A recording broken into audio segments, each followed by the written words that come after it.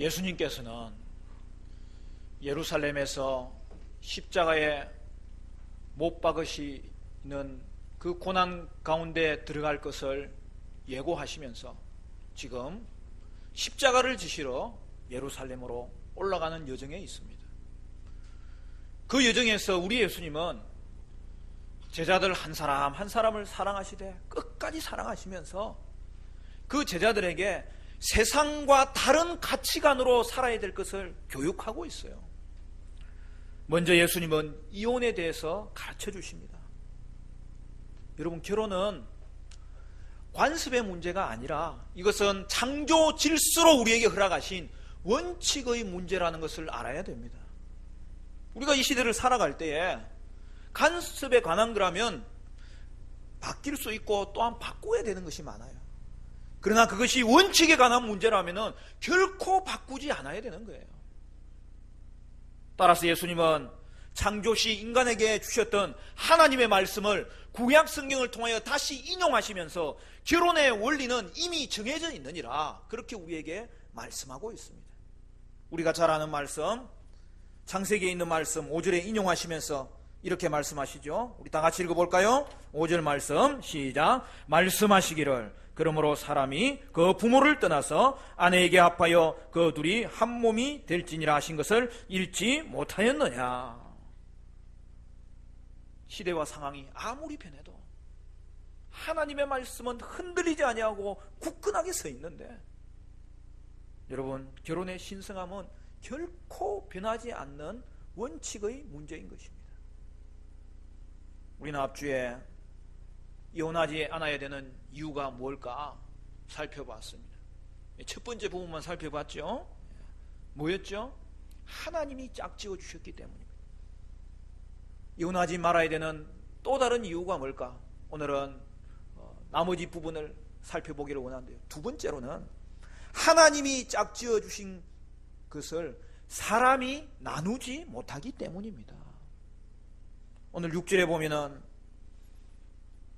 예수님께서 이 5절의 귀한 말씀을 선포하시고 나서 그 말씀에 대해서 설명을 해주기 때문에 얼마나 우리가 이해하기 좋은지 몰라요. 그래서 여러분, 5절 말씀에 있는 결혼의 원리에 대한 인용과 더불어서 이 6절의 설명이 우리에게 주어졌기 때문에 우리는 이 말씀을 통하여 얼마나 결혼에 대해서 풍성하게 깨달을 수 있는지 몰라요. 6절 말씀에 보면 그런즉 이제 둘이 아니요 한 몸이니 그러므로 하나님이 짝지어 주신 것을 사람이 나누지 못할지니라 하시니. 여러분, 부부는 하나님이 짝지어 주셨기 때문에 한 몸이요. 그렇기 때문에 사람이 그것을 나눌 수 없다고 성경은 분명하게 말씀하고 있습니다. 그런데 여러분, 오늘날 현실을 보십시오. 사람들이 어떻게 합니까? 뭐 자기들끼리 그냥 막 나눠요.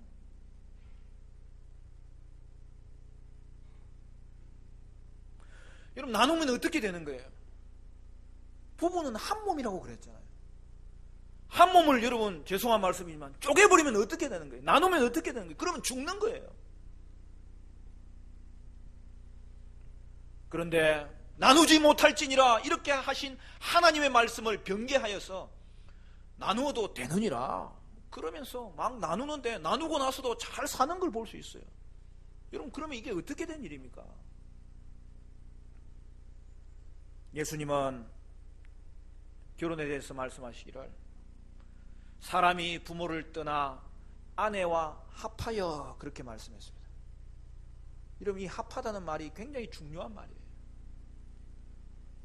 제가 간혹 말씀드리지만 이 합하여라는 말은 근본적인 뜻이 뭐냐면 악교로 붙이다라는 뜻이에요.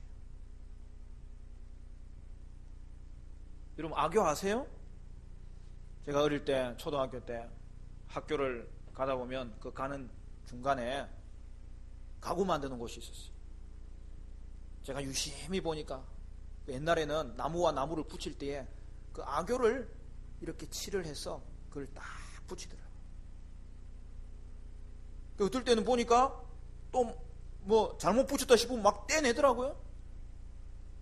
근데 풀을 더 붙여가지고 또 다시 딱 붙이는데 악교로 붙인 풀은 그리고 악교로 붙인 나무는 접합이 얼마나 강한지 갈수록 강해지는 거예요.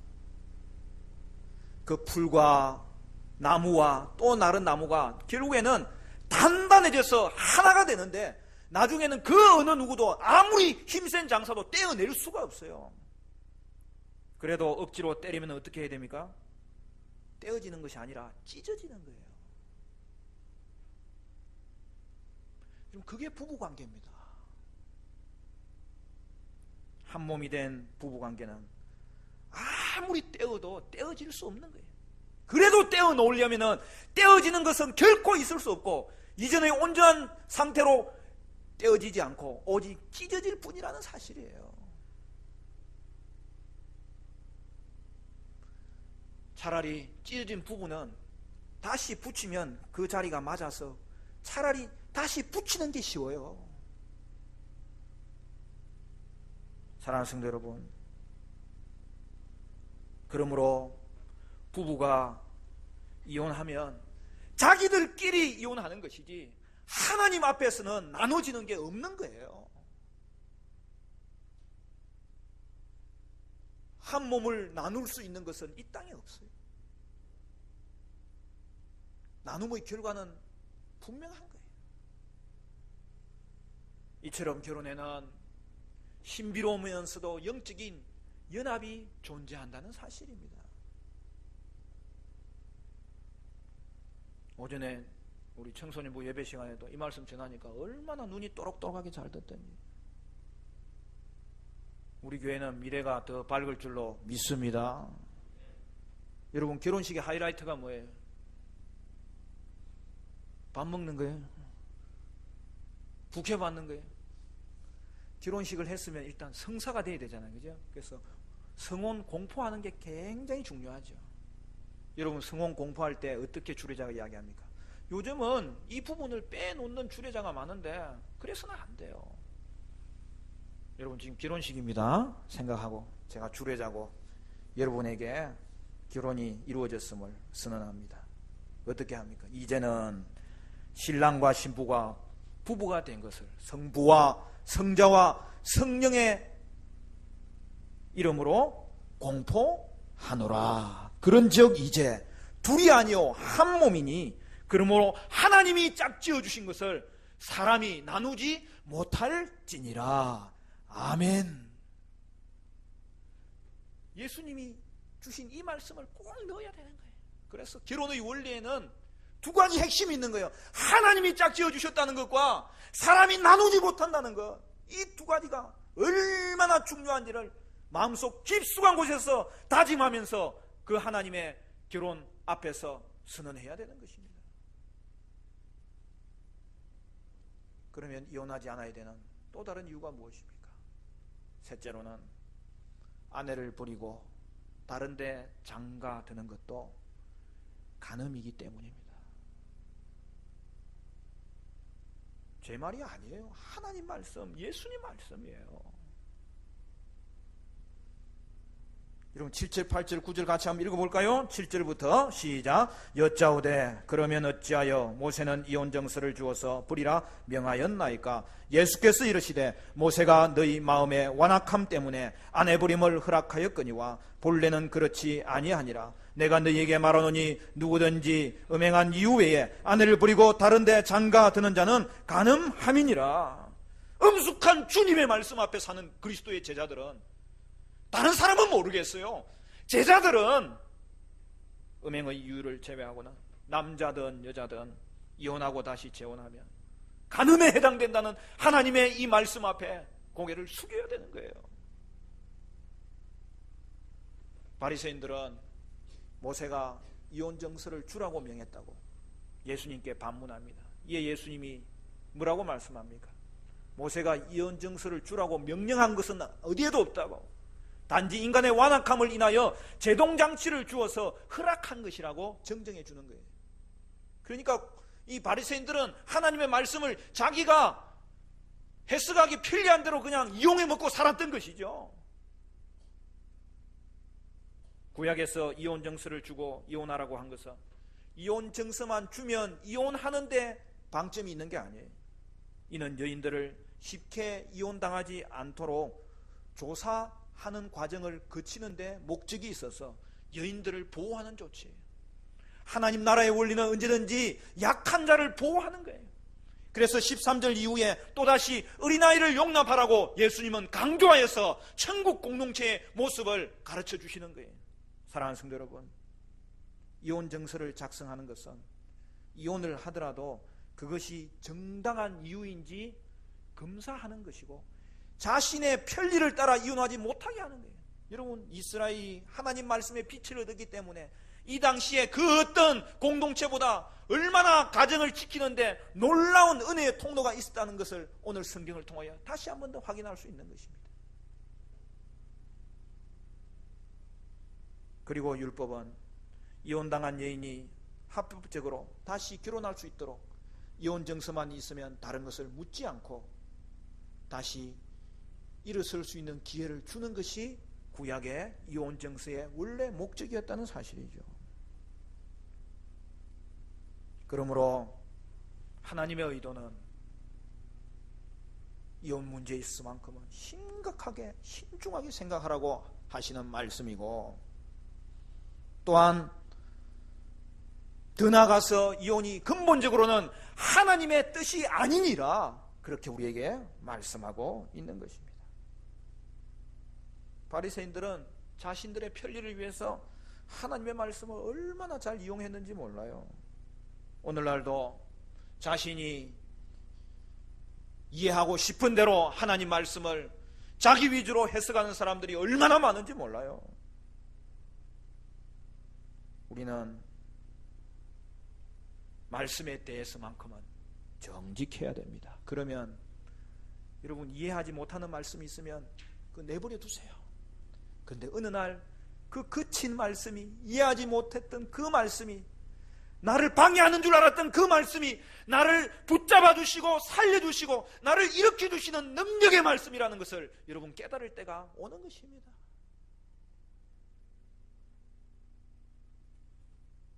본문은 음행한 이유 외에는 이라고 말씀했습니다.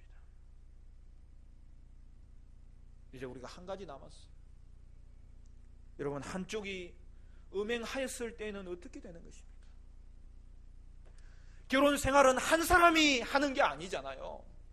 두 사람과의 관계가 있어야 결혼 생활이 유지되는 거잖아요. 그러할 때에 여러분, 한쪽에서 음행하는 일이 일어나면 어떻게 되는 것입니까?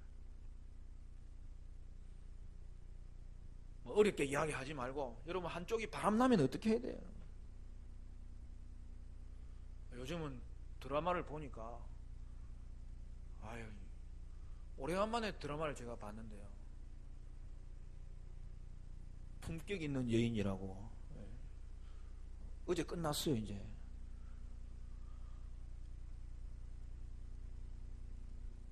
얼마나 바람을 많이 피우는지. 옛날에는 드라마가 그 정도는 아니었는데, 죄송한 말씀이지만 집집마다 바람 안 피운 집이 하나도 없는 그런 드라마예요. 세상에 어떻게 그렇게 지금 변하는 것입니까? 그런데 여러분, 한쪽이 바람을 피우니까 또 어떻게 하냐면 저쪽에는 태풍이 일어나는데 맞바람을 피우는 거예요.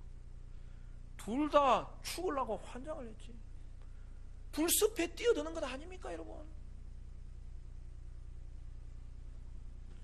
음행은 배우자에게 씻을 수 없는 상처를 남기는 거예요. 그러므로 한 사람이 음행하였을 때에는 결국 이혼이 필요한 경우가 생기는 거예요. 그러나 사랑하는 성도 여러분, 이것도 이혼할 수 있다는 것이지 이혼해야 된다는 말씀은 아닌 거예요. 사랑하는 성도 여러분, 어떠한 경우라도 음행한 사람이 회개하면 받아줄 수 있어야 됩니다. 음행한 것에 대하여서 상대방이 참으로 뉘우치고 용서를 구하면 하나님과 사람 앞에 회개할 때 하나님도 그 죄를 씻어주시는데, 우리가 하나님의 마음을 가지고 뉘우치며 회개하는 자에게는 이 말씀 붙잡고 받아들이고 용서하고, 그 다음에는 어떻게 해야 돼요? 용서했으면 과거를 완전히 잊어야 되는 것입니다. 사랑하는 성도 여러분, 그런 일이 있어서는 안 되지만 여러분의 삶 가운데 최종적인 자리에 머물렀다고 하는 그 순간에도 사실은 당사자에게 이야기합니다. 회개하십시오. 하나님 앞에 죽게 되는 자리에 머물지 마시고 회개하여 사는 자리로 돌아오시고 다시 한 번 더 배우자의 상처를 안아줄 때에 하나님은 그를 용서하실 뿐만 아니라 상대방의 마음도 하나님이 회복시켜 주실 것이기 때문에 하나님과 사람 앞에 회개하면 용서받았다는 확신을 자신도 가지시고 과거를 당사자도 잊어야 되는 것입니다. 그리고 새 출발할 수 있습니다. 어떤 사람은 그래요. 예수를 아무리 오래 믿어도 변하지 않더라고. 목사님 언제까지 기도해야 되냐고. 그러나 여러분, 저는 변화를 믿습니다. 하나님이 살아계시기 때문에 말씀을 의지하기 때문에 사람의 말로는 되지 않지만은 하나님의 말씀이 역사하기 때문에 예배 가운데 설 때마다 천둥 같은 주의 음성으로 그의 음성을 심령 가운데 들려 주실 것이기 때문에 여러분, 저는 그래도 예수 안에서는 변화의 역사가 일어난다고 믿습니다. 오늘도 주의 말씀 앞에 선 사랑하는 형제자매들이여, 오직 이 말씀이 당사자로서든지 아닌 자로서든지, 그리고 자녀 앞에 부모된 자로서든지 자녀된 자로서든지 여러분의 인생 앞에 다른 가치관으로 살아가는 예수의 가치관이 여러분을 살리고 회복시키고 변화시키는 은혜의 말씀이 되시기를 간절히 축원합니다. 여러분, 오늘날 너무나 쉽게 이혼하는 시대를 맞이했습니다.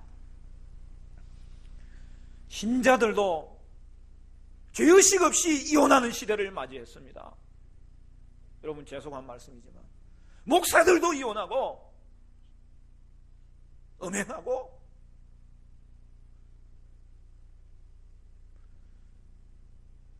목숨만 붙어 있다고 살은 거예요. 하나님이 살아계신데 자신도 죽고 상대에게도 상처 입히는 그런 일들이 얼마나 많이 일어나는지 몰라요. 사랑하는 성도 여러분, 물론 이혼할 수밖에 없는 정말 어려운 상황이 있습니다. 그러나 그때 다시 말씀 위에 서시고 흔들리지 아니하고 주님 바라보시고 최후의 이 말씀이 여러분을 살리는 그러한 말씀이 되었으면 좋겠습니다. 예수님의 제자는 함부로 이혼하지 않아요. 이혼은 당사자에게만 고통을 주는 것이 아니라 자녀들에게도 씻을 수 없는 상처를 남겨줍니다. 여러분, 재혼도 쉬운 게 아니에요. 이혼하고 재혼한 사람들의 통계를 보니까 여러분, 이거는 정확한 통계입니다. 다시 깨어지는 일들이 60% 이상 되는 거예요. 심각하게 생각하셔야 돼요. 그러므로 처음부터 신중하게 주님께 물어서 결혼하셔야 되고, 부부는 믿음 안에서 한평생을 행복하게 살도록 애쓰고 노력해야 되는 것입니다. 바리새인들이 떠난 이후에 제자들이 예수님과 따로 남았을 때에 이제 제자들이 질문하는 내용이 오늘 성경에 나와요. 10절부터 보면 제자들이 이르되 만일 사람이 아내에게 이같이 할진대 장가들지 않는 것이 좋겠나이다. 예수께서 이르시되 사람마다 이 말을 받지 못하고 오직 타고난 자라야 할지니라. 이 말이 무슨 말이에요? 예수님이 이혼에 대해서 너무나 엄격하게 이야기하니까 아니 이렇게 이혼하기가 어려우면 뭐 어떻게 결혼할 수 있겠냐고, 차라리 결혼하지 않는 게 낫지 않겠느냐고 그렇게 제자들이 물은 거예요. 얼마나 철이 없습니까? 예수님의 제자들조차도 세상 가치관에 물들기가 얼마나 쉬운지 몰라요. 그럼에도 불구하고 우리 주님은 이 질문에 대해서도 친절하게 세밀하게 설명해 주시는 것을 볼 수 있습니다. 오늘 결혼에 관한 문제들 가운데 또 하나는 젊은 사람들이 결혼하는 것이 필요하지 않다고 생각하는 거예요. 우리나라가 지금 인구가 자꾸 애들이 태어나지 않아서 지금 절벽 상태에 와 있는데, 아니 뭐 결혼을 해야 또 애를 낳을 거 아닙니까? 요새 너무 결혼을 미루고 또 나중에 뭐 직장 없고 편하다 보니까 결혼하지 않는 것이 좋겠다 이런 생각을 가지고 있는데 이게 큰일 날 일이에요. 여러분, 우리 교회 청년들은 30 이전에 결혼하시기를 축복합니다. 아멘 한 분들은 자녀들도 그렇게 될 거예요. 여러분, 결혼하지 못해서 혼자 있는 것은 그럴 수 있지만 그것이 편하다고 혼자 살면 안 돼요. 인생은 혼자 사는 것이 복이지만 그러나 결혼하여서 지내다 보면 두 사람이 맞추어 가는 것이 얼마나 하나님이 이 땅 가운데 허락하신 새로운 복인지를 하나님이 우리에게 거룩하고 행복한 은혜의 관계로 부부를 짝지어 주시는 거예요. 요새 잘 안 맞습니까? 서로 맞춰 보세요. 놀라운 일이 생깁니다. 여러분, 사랑하는 성도 여러분, 그냥 혼자 살고 싶어서 때로는 편해서 혼자 살면 안 돼요. 제가 대학교 가서 인생 상담을 우리 예수 믿지 않는 선배 말하는 거예요. 학교 선배들하고 이야기를 하는데 최고 은혜 받은 내용이 뭐냐면 성경은 아닙니다. 야, 결혼을 해도 후회하고 안 해도 후회하니 결혼하고 후회하고 사는 게 낫다. 너무나 이게 멋있는 말씀으로 들리더니 근데 그 성경적인 건 아니에요. 여러분, 성경에는 뭐라고 되어 있습니까? 독신은 특별한 경우에 해당된다고 이야기했어요. 따라서 독신은 예외적인 현상이고 결혼은 지극히 당연하고 일반적이고 축복적인 현상이라는 것을 말씀하고 있습니다. 결혼은 창조 질서 중에서도 적극적인 질서에 해당되는 거예요. 따라서 부부된 자들은 자녀들이 결혼에 대한 기대를 가질 수 있기를 위해서라도 더 행복한 부부 생활을 할 수 있어야 되는 것입니다. 어느 상담가 이야기예요. 상담실에 여학생이 찾아왔어요. 상담 내용은 남자친구와의 관계 때문에 그래요. 남자친구에 대해서 분노와 미움이 머리끝까지 찬 거예요. 그래서 상담가가 슬쩍 부모님의 결혼 생활은 어떠냐고 물어봤습니다. 그런데 그때부터 더 불을 토하면서 하는 말이 우리 아빠는 사람들 앞에서 우리 엄마를 무시해요. 저번에 고모들도 있고 친척들도 있는데 뭐 하나 잘하는 게 없고 못난 미련퉁이라고 망신을 주잖아요. 나는 엄마를 무시하는 아빠 때문에 너무 화가 나고 그렇게 무시당하는 엄마 때문에 더 화가 납니다. 그러면서 이 학생은 크게 스스로 화를 내고 있더라는 거예요. 여러분, 그 여학생의 자아상에 문제가 있었던 것입니다. 왜 그래요? 부모님의 원만하지 못한 부부관계가 그 여학생의 여성으로서의 자아상에 이미 상처를 주었던 것이죠. 이성교제에도 그것이 민감하게 작용하는 것이죠. 만일 그 여학생이 훈련받지 않고 결혼한다면 결혼 생활도 쉽지 않을 것이라는 것을 미루어 짐작할 수밖에 없는 것입니다. 부모님이 서로 사랑하는 모습을 보고 자란 자녀들은 행복한 결혼과 가정 생활에 대해서 기대가 넘치고 기도를 심고 희망을 가지면서 살아갈 수 있게 되는 것입니다. 말씀을 맺겠습니다. 사랑하는 성도 여러분, 여러분은 하나님이 짝지어 주신 것을 잘 지키기를 바라고, 더 나아가서 서로 더 사랑하고 더 존경함으로 말미암아 거룩하고 행복한 하나님의 한몸된 하나를 누리시는 저와 여러분 되시기를 간절히 축원합니다. 이것이 세상과 다르게 살아가는 제자의 가치관 속에 있는 성도의 아름답고 거룩하고 존귀하고 당당하고 긍지 있는 가정생활의 모습인 것입니다.